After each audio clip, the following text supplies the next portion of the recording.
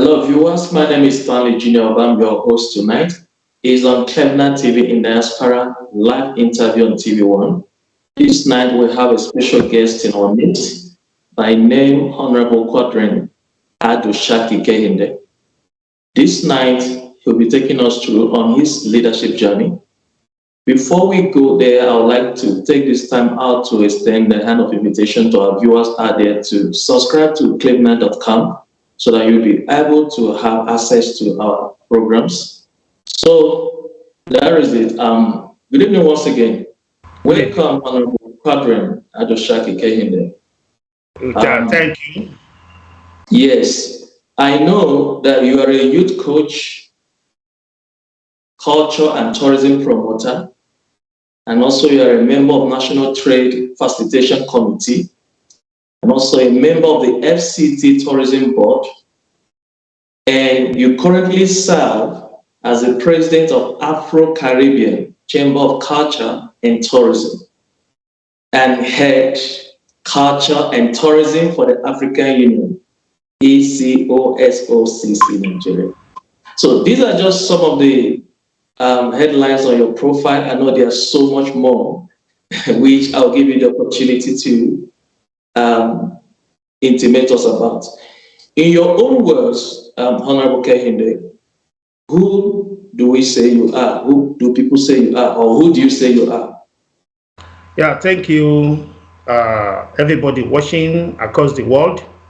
My name is Honorable Quadri Adu Kehinde. I'm from Mekwe in Lagos State. I schooled in the Federal Polytechnic of Kwara State. And then from there, I did my master's with Estam University in Benin Republic, Cotonou. And not only that, I'm a charter management consultant. I've been involved in so many developmental initiatives and had my certificates. And I was once the National Secretary of Advanced Nigeria Political Party, Nigeria Democratic Party in Nigeria. And like that, I'm a youth coach, as you said, and I'm doing wonderfully well in the promotion of our culture and tourism. You know, when I say our culture and tourism, that's Africa culture and tourism. Thank you. Thank you, sir. Okay, looking at your profile, I took my time to go through your profile, and I found out that you've gone very far in the area of tourism. Even at the moment, you are still in the field. And the question is, what is your objective as a leader in that field, in the area of tourism? What is it that you want to achieve as a leader? Yeah, thank you. Yeah, thank you. When we talk of tourism, there's no way you talk of tourism, you not talk about culture. And our culture is what stands us out as Africans. Because if not because of our culture, Europeans will not come to Africa to take away our artifacts. You know, it's our artifacts. It's our fathers, our forefathers that sat down and came up with all those ideas, built those things, and some people came and took it away. So our culture is so unique, and there's no way we can rule it out. If we want to develop our GDP, Africa GDP today, we should promote our culture, because what we have in this part of the world is original. And I believe that that originality should propel us to greatness. Because when we talk of culture now, you talk of tourism, you talk of the clothes, our fashion, you talk of our music, entertainment. Because when you listen to Nigerian music now, you go, you know, even in Spain here, you know, people are playing. I was at the park yesterday, you know, though maybe they are Africans, they are black guys playing Nigerian music. Not only that alone, our fashion, our adire, ashoke, It's high time we start promoting all these things because you can't find it anywhere. Adire, somebody told me that Ashoke, the Ashoke of Yoruba people, can last for 1,000 years. Your genes cannot last more than 3-4 years. It will become something else. That is why we need, yes, we need to promote our home. So that's what stands us out, and that is why people like us are promoting our culture. That is why people like us are saying our culture should propel us to greatness, because culture, tourism, people should come back home. I told some people that it's high time. We're not saying Muslims should not go for Hajj. Muslims can go for Hajj, taking because of their faith. Christians should continue going to Jerusalem because of their faith.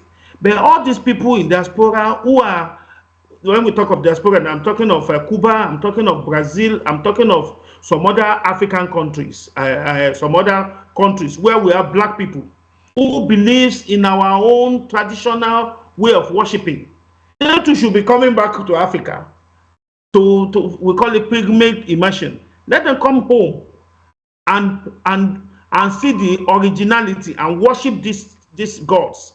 From there, our GDP will increase, because anybody coming to Osun State, let me say Osun now, we book an hotel, we buy food, we enter a cab, and then logistics is there.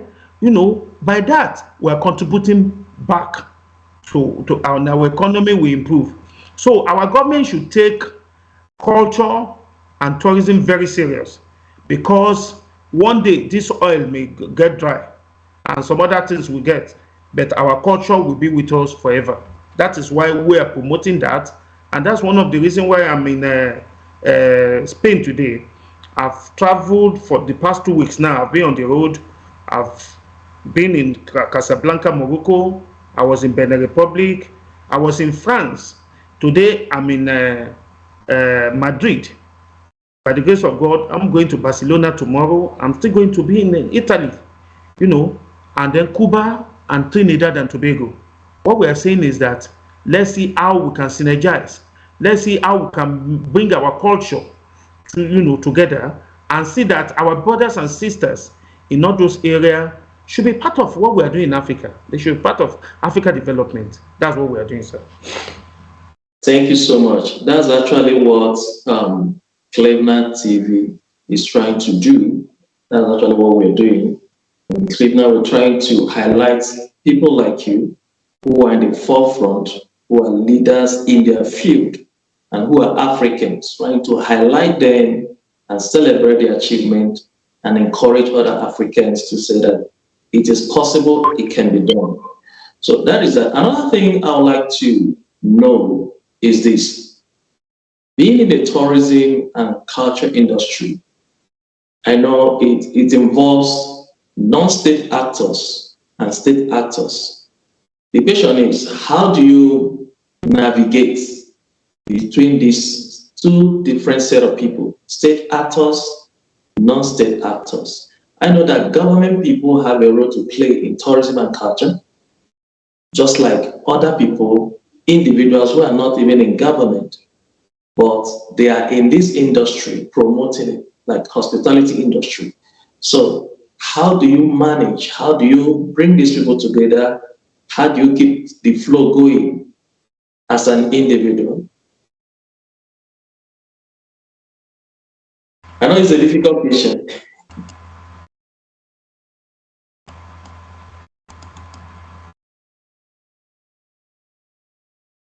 Yes. Did you get the question?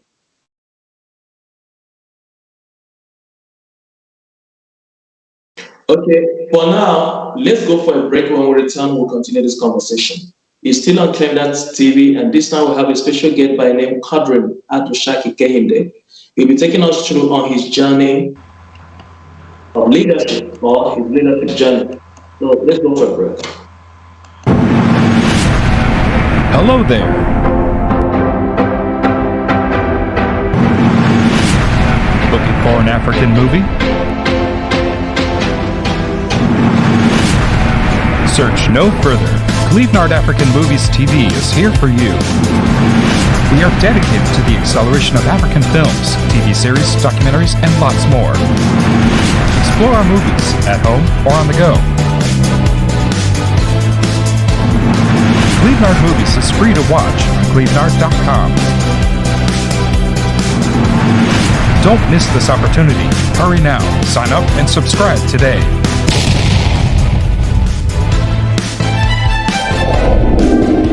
TV in Diaspora is still live interview on TV1, and we have a special guest tonight by name Ado Kehinde. Honorable Ado Kehinde, and welcome back. Thank you very much. Sorry for the technical itch. Yes, it's all right. We are still on my leadership journey. So we are looking at how far you've gone in the tourism and culture industry. And you can see you've been pulling some strides. And at this point, I'd like to know, in this industry, what is it that you can say that are your challenges making these things to happen? Because every industry has its own challenges in as much as it has its own successes. Yeah, thank you very much. One of the challenges is government policies, because if you have good policy for tourism, tourism will thrive, and then on the side of African Union, the Agenda 2063 of the African Union is what everybody is looking up to, because what the agenda is saying is that by the year 2063, we should produce we should wear what we produce, we should eat what we produce, and then African should be for Africans. So, but the challenges we're having is between the Anglophone and Francophone. These are those are African leaders. When Anglophone is saying this is where we are going, the Francophone Africans will say no, because of the influence of France on them. So if we can come together and then let's have united fronts, I think tourism in Africa will surpass, that of anywhere you can think of in the world. I was in Zanzibar early this year, and I saw the tourism potentials, and then how the government is making money from tourism, because it's not just people visiting alone. When people visit, they stay in a hotel, they eat, they can't do away without eating, they will buy their SIM, technical wise, they need to call people. And not only that alone, the hard work. You see, some people are into this, some people are into marketing, like that. The economy will thrive. So if government should come up with a viable policy that will promote tourism, let people who are into tour business, the tour operators, let there be a policy that will improve their business. Those who are doing ticketing, their airlines, those are things that government need to look into. The viable policy that will drive tourism, and when we have this, everything will work out the way we want. Okay, thank you, sir. Based on what you just said now, we need a viable policy to create an enabling environment for tourism to thrive. Yes. And that has to do with good leadership or governance. Mm-hmm. So I believe that one of the greatest challenges we have in Africa is leadership and also poor policies. Policies that are not viable, policies that are not real. Policies that are just mere lyrics is being read, but it's not being implemented. So, and this has gone a long way to affect every institution of government, institution of state. So, if we don't have a thriving quality industry, then we need to change something about our leadership in Africa. That's very important. So, having said that, I would like to ask you now, how is government playing a role in this industry at the moment, and on the policy when it comes to funds Is there any way the government is encouraging the industry or the players in the industry? Yes, well, some governments, African governments are trying their best. Like I earlier said, I was in Benin Republic before flying down here to Spain, and I saw that there's a lot of improvement in their aviation business. Likewise, Nigeria, government is coming up with new what do you call it, airports. When you look at our international airport now, is to some extent is okay, and other African leaders are doing that. When they put money into that aviation, they support people who want to go into tourism business, like art and crafts. It's still part of it, because people cannot just visit. They need to go out with something. Let government provide money to those people who really want to go into that type of business. Those who are into, because COVID has really done it. When you see COVID, it affected this industry seriously. Tourism industry. Most hotels are closed down up to this moment in Nigeria today, and in some other part of Africa. But government should see a way to assist these hoteliers. Government should see a way to assist those who are into ticketing, because of COVID, those who are into travel business, they lost a lot of money. There should be a form of something to cushion the effect of that COVID on them, because it's still there. So, calling on government of Africa to see that they provide an enabling environment, for tourism business to thrive, because, like I rightly said, what we have here is original. I traveled early this year from Qatar to Zanzibar, and inside a very big plane. Maybe it's only about 3 or 4 of us that are black. Others are white from other. They are going trooping to Zanzibar. Trooping to Arusha. No. So let other African countries, develop their tourism potentials. Before you know it, our GDP will be what we want it to be. Thank you. Thank you, sir. That is it. You said it markedly. And for us to have, for example, in Nigeria, we have challenges when it comes to infrastructure, and it has to do with our leadership. If we as Africans will enjoy the dividend of tourism industry, then the state actors must come to party. We need to start developing the infrastructure. We have the resources. We just need to have leadership that has the willpower to do it.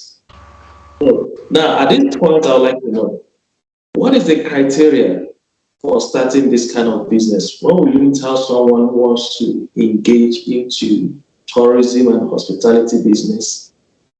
What are the criteria? Where do we start? If someone wants to, it's okay, let me try and see, or let me engage in this kind of business. Where is the starting point? The starting point is willpower. The starting point is belief in what you want to do. Because in this business, if you don't really believe in what you believed in, you just be deceiving yourself. Number one, to go into this type of business, tourism business, you need to have a registered company. You need to have a registered company anywhere you are. Make sure that government of that country know about what you want to do, because it's something that is a business that involves collecting money from people. It's business that need, you need to show that you are really viable dedication. Because when you are registered and then the government know about your business, the next thing, because when we talk of tourism, it's not just taking people from Arusha to, or from Nigeria to, you know, it's not just that. It involves a lot of things. I was in Ogun State where they are making Adire. You know, Adire alone is contributing viable, you know, good money to the government of Ogun State, because it's not just making Adire. There are some people that supply chemicals. Some guys are there just to press an iron, and they're making money, you know. So as a result of this, if government of African government can, you know, really go into all these things, people producing Adire, music, you know, when you look at African music now, most especially from Nigeria, you know, it's been played and all over the world. People are playing Nigerian music now. People are, you know, that alone is something that can increase Nigeria GDP, that can turn it around. And then our artifacts. We have lovely places in Africa that people can visit. In Africa, lovely places. I was in Sharm el-Sheikh in Egypt. Lovely place. If you visit Sharm el-Sheikh, you won't even want to go to any European or, you know, America. It's a lovely place and it's in Africa. So let's explore Africa. The problem with African is that we don't even want to travel to any African countries. Let us explore Africa. Let us go around and see Africa, the beautiful site of Africa in Africa. Let's move around. It's not every time you go to Dubai, you go to Hawaii, you know, or go to, let's visit Africa. There are beautiful places in Africa. And when you want to go into tourism business, you know, I've talked about aviation. I've spoken about fashion. Cuisine is part of tourism. Exactly. And we have so many beautiful, correct food. Not only in Nigeria, but in other parts of Africa. There was a program where we and the Ghanaians are saying who can cook the best jollof rice. Our jollof rice is something, our food is okay. So it's another area that people can go into. Another area is tour guide. Anybody from diaspora coming to Nigeria now, there should be people that should take them around. And that one, you don't even need government this thing to start. Just introduce it online, promote it online, that this is what you do. So anybody coming from Spain now to Lagos, we know that I have somebody that can take me to Idumota if I want to buy something, or to any other place. So those are things that our people can go into. You can't say government should do it all alone. Start something on your own, and these are things you can start. That's a good one, because sometimes many Africans don't value what they have. They don't value what they have. They don't place value on the skills, the talents that we have, the resources that we have. But I thank God these days we have internet. Internet has actually, the social media has actually exposed a whole lot of things. It's so amazing. It's shocking to know that many Africans don't even know that Nigeria is a beautiful place. They don't know that there are cities in Nigeria, because sometimes what they are shown on television or in their national television is just the bad part of Nigeria. So most of them have not seen the new Lagos, the new Abuja, and the Calabar areas, and the Jos, the important aspect of Nigeria that is actually very beautiful, that is good for tourism business. They've not seen that. So some of them, when you tell them that if you go to Nigeria, you'll be amazed what you see. There is nothing you will not find in Nigeria. Nigeria has everything. So it means that we have a lot of work to do. That is to say, the government itself needs to find a way to start rebranding the country, so that people will know that Nigeria is not just about people sitting under the tree, because that's what some of the international media show people. They don't know that there are mega cities in Nigeria that actually, when you go there, you won't believe that this is Nigeria that people are talking about. So it means we have a lot to do. So we need to start pushing towards the government, to create good policy like you said earlier on. Okay, so when we come back, we're going to go for a break. When we come back, we're going to continue the discussion and take it from there. So it's still on Clever TV Diaspora, and it's live interview with Adi Kehinde, Honorable Adi Kehinde. He's in the tourism and culture industry. So when we return, we can close this conversation. Introducing Clevenard More Food. Clevenard More Food is an African-based startup and fastest-growing food delivery player in Africa. At Clevenard More Food, we find solutions that redefine the food ordering and delivery space every single day. Order food from your favorite restaurants near you. Our aim is to transform the way people acquire what they eat and make food shopping easy for the general public. Help change the way people order food online and create a better and faster way to get it delivered to your doorstep. We invite every restaurant to sign up your restaurants to Clevenard More Food to enable you reach out to a larger customer base and increase your brand visibility. Download the best food delivery app now. Order from your favorite restaurants and track on the go. Download in 3 steps. App 1, Clevenard More Food, is for customers who want to order food for delivery from our app. App 2 is for Clevenard store owner. This is for restaurants who want to register their menu onto the Clevenard More Food. App 3 for Clevenard delivery staff.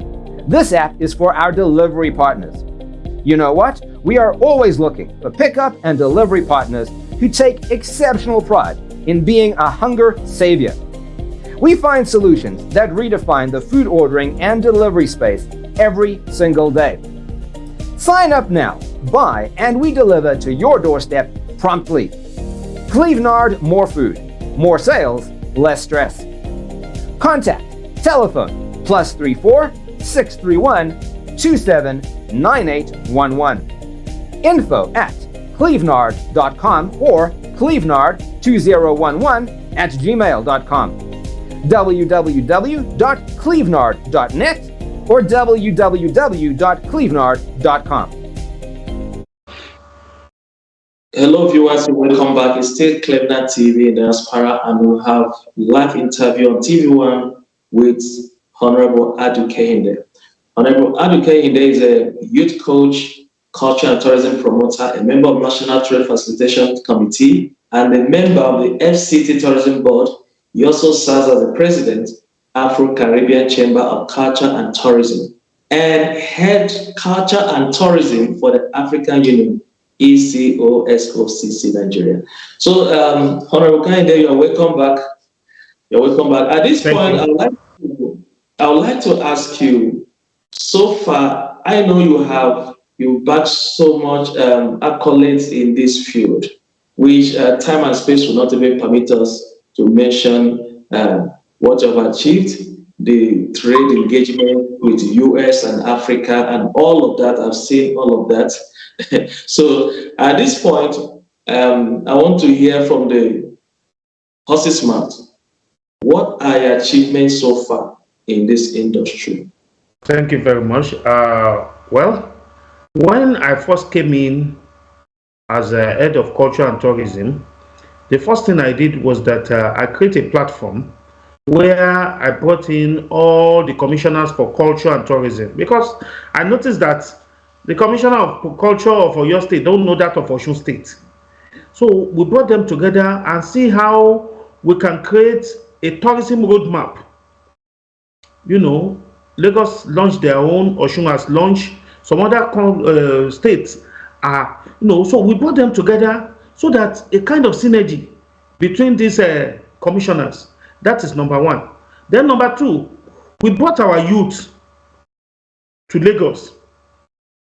We launched. They were lodged at La Campagne Tropicana in Lagos. For 3 weeks.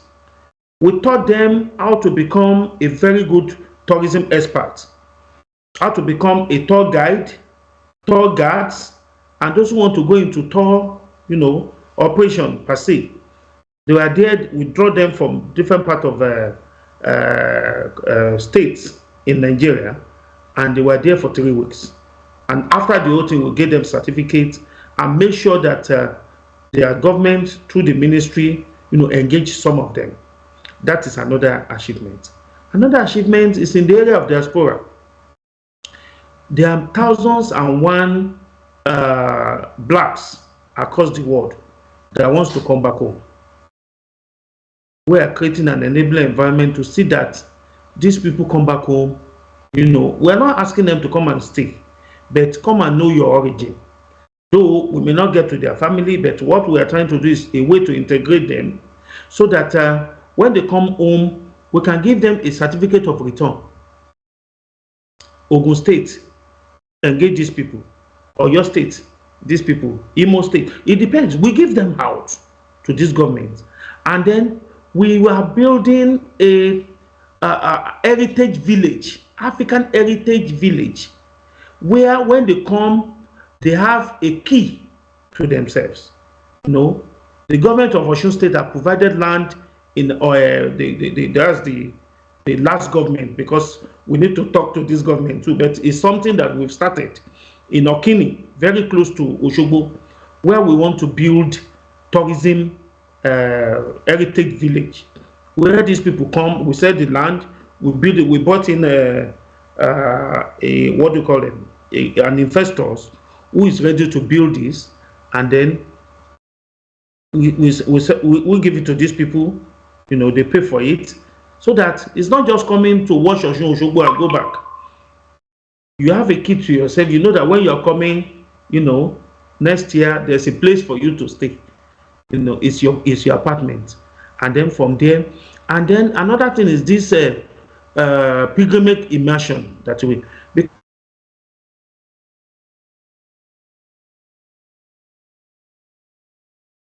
I think we lost Afro-Brazilians that want to come back home. We're looking for a way to bring them back home. And another thing is business bridge, that you in diaspora can actually, you don't need to come and stay in Africa, but you can contribute to your own development, to development of Africa. We are going to be a bridge between you and entrepreneurs in Africa. For example, somebody who is into this adire making and doesn't have money to do it. We get somebody in diaspora who will contribute. We link you. You will talk and see how you can work together. And whatever comes out will be shared in a ratio of 40-40-20. 40 to the investor, 40 to the person that is working, the entrepreneurs, then 10 to the bank, because we brought bank in, Zenith Bank and Access Bank, because you can't give them money. It's the bank that will serve as link. 10% to the banks, then 10% to the officials, because we are going to bring in an officials that will be a facilitator, somebody who will be looking at how much how much is this thing today, and see how they can share their money. We are going to engage an officer, 10% to that officer. So that is what we want to do. It's not necessarily you come home, and say you want to come and stay in Africa. But even from diaspora, you can contribute to your own quota. And you'll be making money from it too.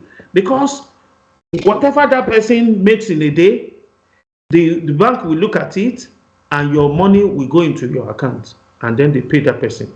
So I think those are some of the things we're doing. And then the promotion of our culture. We are doing it seriously well. We're visiting festivals. We'll be part of festival, Agogo Festival. We're part of Osun Osogbo. We're part of Olokun Festival, both in Ife and Lagos. We're part of so many, and encourage people, because we can't throw away our culture. That is something we have that is so unique, and that is original. And like I said earlier, that originality should propel us to greatness. And that's what we are doing, cultural-wise. Thank you, sir. Well, that's very interesting. That's a good one. Because what you are saying is that there is need to encourage diasporans to be able to invest back home, to help in developing our country. Because by so doing, in return, they're actually going to benefit from it. That's what it is. Because there'll be no need making money and not thinking home. We have to start thinking home. We have to start investing. And one of the ways to invest is to invest in tourism. It's invest in tourism, in building attractions and all of that. Those are part of the development, which is a nice thing, which is what some of us have not been thinking. We've not been thinking in that light. So with you in the field, that's why I say there is need for branding, there is need for advertisement. We have to really talk about ourselves, what we're doing, who we are, what we intend to do. We must have to brand, we must have to tell our own stories. So that's the way to go. But at this point, I want us to look at, when you look at our country, we have our challenges. We have the material, but at the same time, we have our challenges. There are things that are not going well in that industry that needs to be changed. In your own view, as someone who is in the field, what is it that you think we can do differently from what is being done at the moment in this industry? Thank you very much. The first thing we need to do is to provide security. Because when you're talking of tourism, people will not come to a place where there are violence. People will not come to a place where their life is not safe. People want to go to a place where we have peace, absolute, resolute peace. So the first thing government need to do is to make sure there is peace in the land. I went out yesterday here in Madrid, and I saw the way people are trooping now to move from one place. Even there are some places we book, like the museum, and we cannot enter because people are many. People are coming out because there's viable security in place here. African leaders should make sure they improve on security. When we have security, that is when people can leave US and come to Africa for tourism. Though some African leaders are really doing well. I was in Zanzibar, like I said earlier, and then people can move at any time in Zanzibar. 4 a.m. we're out, we are moving, and the police are really friendly. Not only that alone, go to Rwanda, they are doing wonderfully well there. And then the issue of Nigeria too, I know that is something that will not last forever. Maybe when we have new government in place, I pray we have good person, I know that it will tackle the issue of insecurity. When we have security in place, people can come, and that is when tourism can thrive. And another thing is, the people, should do everything humanly possible to take care of the tourists. Tourists cannot go to a place where people are not friendly. So that's another area that we should look at. That is true. Thank you, sir. That's very important. You touch one area that is just on my mind at the moment. That's the area of governance, leadership. I mean, at this point, Nigeria is preparing for election in 2023. And everybody is agitating, everybody is buying, people are buying for president and all of that from different parties. We have almost 18 political parties on board at the moment. That means 18 people vying for president in the country. Now, looking at the situation, the security challenges in Nigeria and economic economic hardship in Nigeria. There is so much economic hardship right now because of government policies.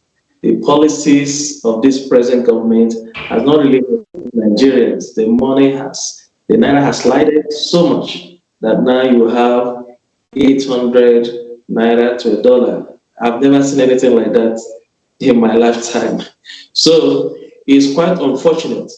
Now, come February 2022, what is your view in the Nigerian presidential election? What kind of leadership are you expecting come 2023? Well, I wouldn't want to dabble into politics much, but what I would say is that Nigerians should go out and vote their conscience. From all the presidential aspirants, look at them, study their past, and look at what they've contributed in the past, because there's none of them that is coming out new. They participated in one way or the other in governance of maybe their state, or look at and then vote your conscience, because we can't, if we fail now to elect a very good leader for Nigeria, it will not only affect Nigeria, it will affect the whole Africa. That's a point. Because when there is peace in Africa, in Nigeria, there will be peace in Africa. Like I said in one of the interview I granted today, if people of Mushin alone in Lagos, let me say Mushin in Lagos, should move to Benin Republic, the economy of Benin will collapse immediately. God forbid we have a issue in Nigeria. Let the people of Agege alone move to Niger Republic. Niger Republic will collapse. That is why African leaders should not fold their hands and kimbo and think that this is insurgent is for Nigeria alone. They should come together and tackle this at this point in time and see it as an African issue, not just Nigeria, because any problem in Nigeria is a problem of Africa in terms of our population and some other things. Thank you. Thank you so much. You are absolutely correct, because Nigeria, being the most populous Black nation, Nigeria is a home to all Africans. Whether you are an African in America, in Germany, any part of Europe, anywhere you find yourself, even in South America, you are somehow directly or indirectly linked back to Nigeria. So that's the reality, and which means moving forward, we can't afford to miss it this time around. A competent leader that will take Nigeria from where it is today to where it ought to be. So that is that. At this point, I would also like us to go for a break. When we come back for this program, we still pregnant TV in the Diaspora Live Interview TV1 with Fabren Adu every. So we'll come back to continue. In the 21st century's technological advancement, we all seek opportunities to move and network with the emerging space. Introducing Clevenard Blog and Event Posting. Do you think you have some interesting materials, good content, articles, and stories? Then feel free to publish them on Clevenard Blog and Events page, just as team of our writers are doing presently. By blogging on Clevenard's blogs and events, you benefit from our reach and network. There are a constant stream of people visiting our social platform, and we have figured out just how to distribute our contents. This means you can basically skip the line and get access to a big audience from day one. Furthermore, we can help you get in touch with important people for projects with possibilities of translating your content into other languages and republishing them on Clevenard. This helps preserve and protect your content from getting lost.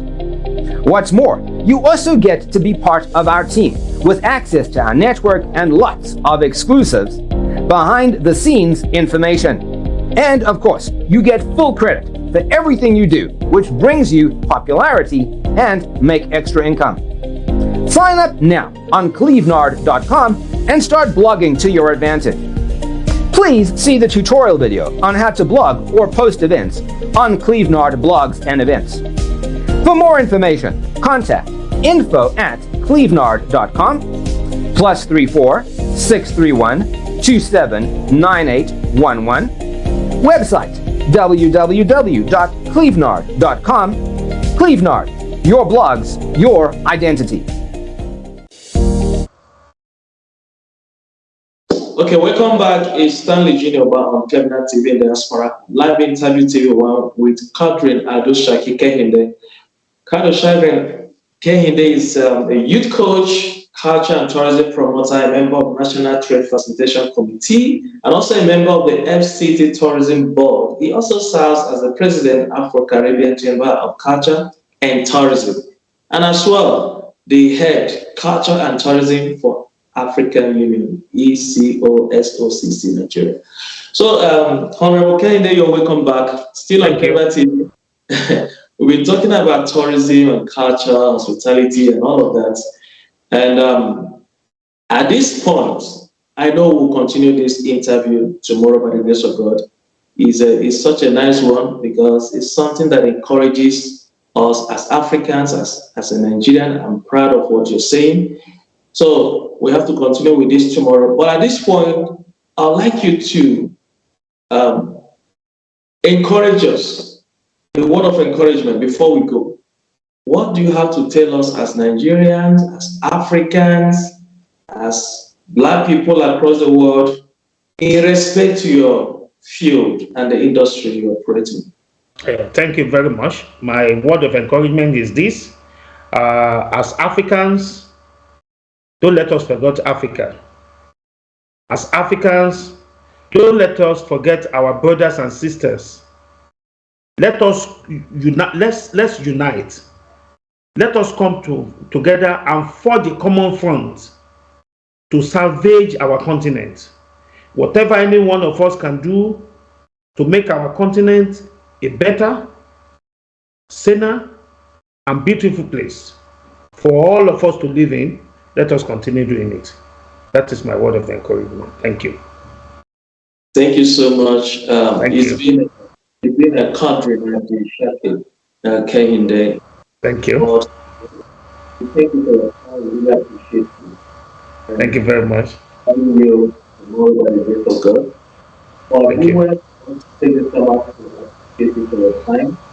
And we promise to tomorrow for another this discussion. We are going to continue with this discussion. Thank you very much. Is AJ Oba, aka Stan Oba, on Cleveland TV, for a live interview on TV1. And I want to encourage you to go and subscribe on Cleveland so that you'll be part of this program and also have access to our previous engagement. So from me and my crew and team, let me say bye-bye and have a good night. Thank you very much. Good night. Thank you.